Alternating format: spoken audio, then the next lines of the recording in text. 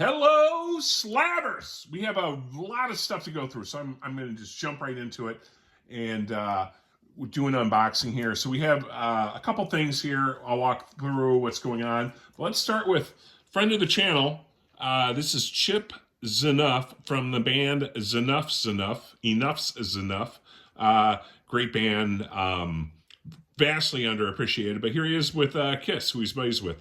I think they toured together at one point, and this was the Kiss farewell concert, and that's Chip Z'Nuff, the bassist for Enough's Enough, in the center, and they're all buddies. So kind of a cool picture. Bookworm, if you're watching, I know you and your buddy are big Kiss guys, so that's a little way to start it.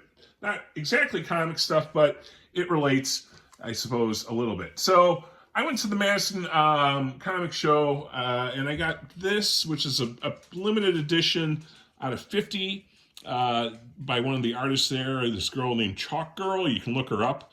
Chalkgirl.com, I think, is her site. But she has all her art in chalk, and this is a scene from Labyrinth, which I thought was pretty cool. So, after getting this, David Bowie, Jennifer Connelly, my buddy gave me a little present, which we're segueing into right here, which are two Labyrinth comics, which are pretty cool. And I made the comment, I think it's kind of interesting, but Bowie is not on these covers, so I don't know if that's an estate issue with them, because these were, I think, 2017, 2018, so these would have been released after he'd passed. But the Goblin King's eyes, I suppose, are there, but that's about all we're getting. Otherwise, a lot of the creatures from Labyrinth, which is kind of cool. And then this cover, also pretty cool. Pretty cool stuff. Labyrinth, kind of underappreciated, I think, movie in a lot of regards. I liked it. And then, because we're going quick, I'm going to show the pickups I got from the Madison Comics Show. These were pretty much $5 books, which I liked. So we have these two Jamie Tyndalls, which are one's from the San Diego Comic-Con variant, the other's from the Phoenix Comic-Con, but two of Zenescope's Call of Wonderland issue number 2. I think they're both issue number 2. Oh, one's issue number 1, one's issue number 2. Anyways, Tyndall, kind of a Campbell guy-ish in his style. But I thought they were kind of cool covers, so I picked those up. And then I just grabbed a bunch of Campbell stuff. So I got this one, which is in a scope, which I think I already have in a 98, but for $5, I'm going to grab that. I have, I think, 2 of these in a 98, which is one of my, I don't know, favorite, but I'm very particular to this cover. I like it a lot. And I got, there'll be more of these, I think. I got a couple. I got the Gamora swimsuit issue by Campbell, which is kind of a cool one. And there's another one of those. And then I got 2 of the variants, and I'd have to look. I have this whole set in the 9.8s, and I forget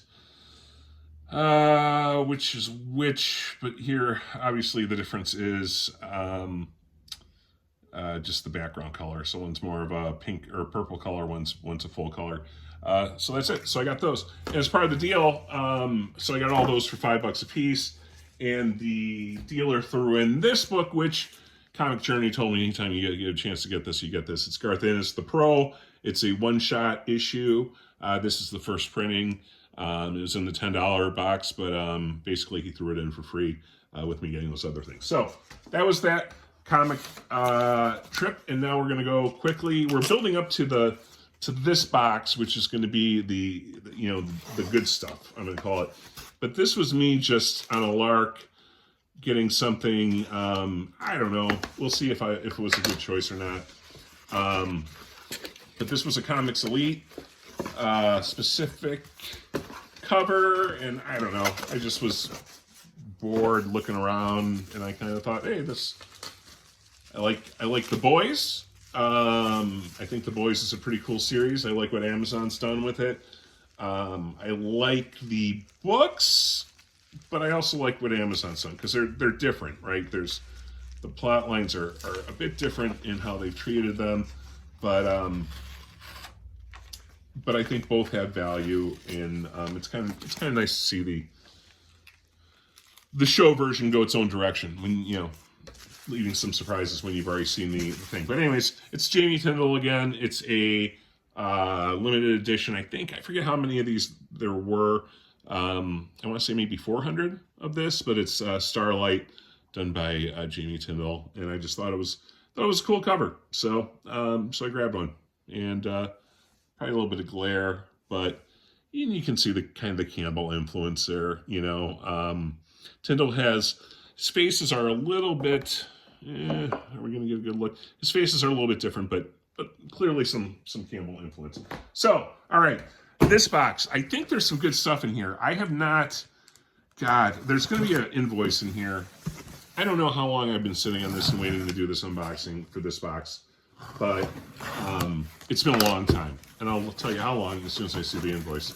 But I have almost no idea what's in here because it's been that long, and I've kind of just forgotten what's in here. So we're all going to get surprised with this unboxing to see what we have. And this was from, I don't even recall, but we'll find out pretty soon who I ordered this from. It was an auction. I know it was an auction. And yeah, so as is typical, everything's going to take a little bit longer. I'm trying to rush this through. I won't try to keep these under 10 minutes. This will be under 10 minutes. We'll go pretty quick here once we get to the meat. And we'll go. So this was Collector's Comics auction as it's starting to show. And what did we get?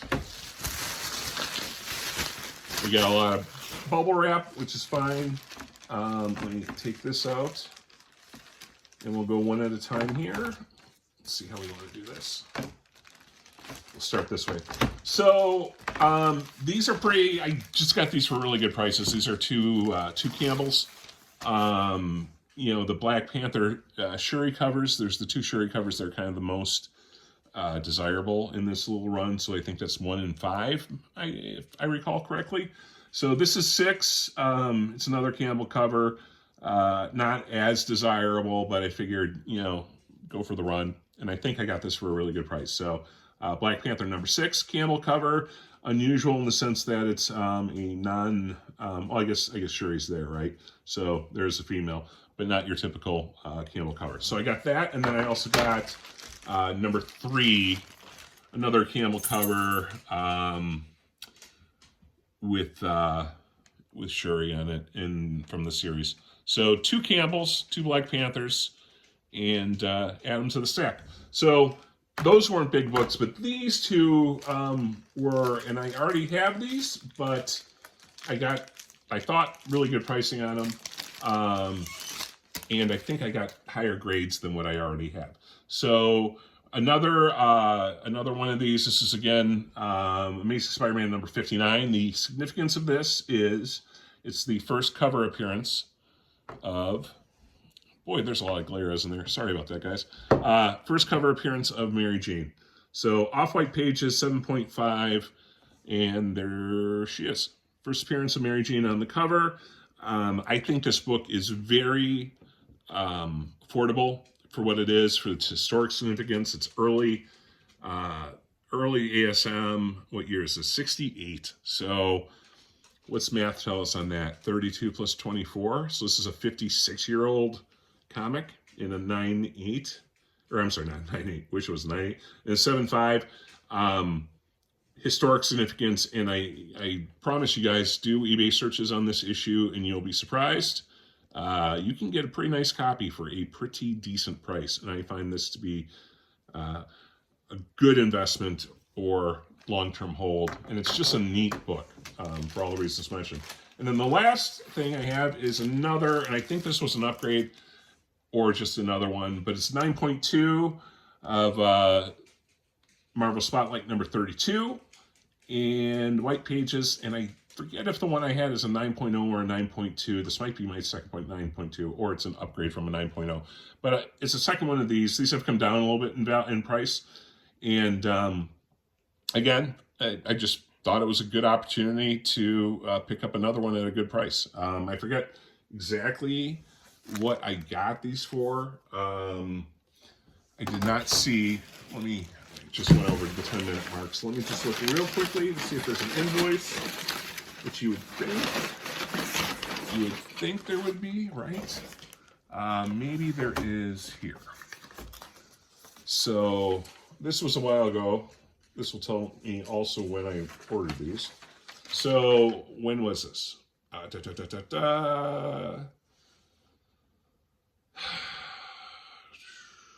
It does not have a date on it, so that is disappointing. But I can tell you that I got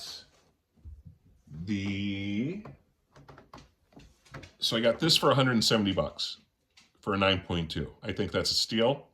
I'm not sure what they're going for currently, maybe right around there. Maybe, I was hitting the dip, I don't know. But I think compared to what the ceiling on this is, and again, this is the first appearance of Spider-Woman, 170 for a 9.2 is not a bad price on that.